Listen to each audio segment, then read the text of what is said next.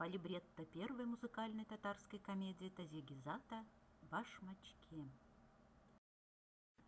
Изящны туфельки, башмачки, сапожки, когда обуты в них любимой ножки. Большую роль в судьбе они играют, влюбленным воссоединиться помогают. Мы много знаем обуви волшебной, что судьбы изменила беспримерно.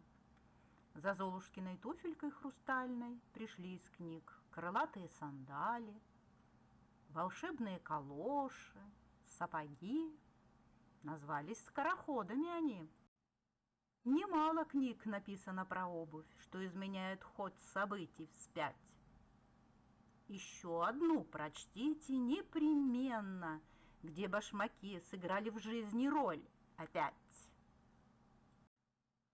Здесь Галимжана и Сувар влюбленных пару соединила башмачков красивых пара.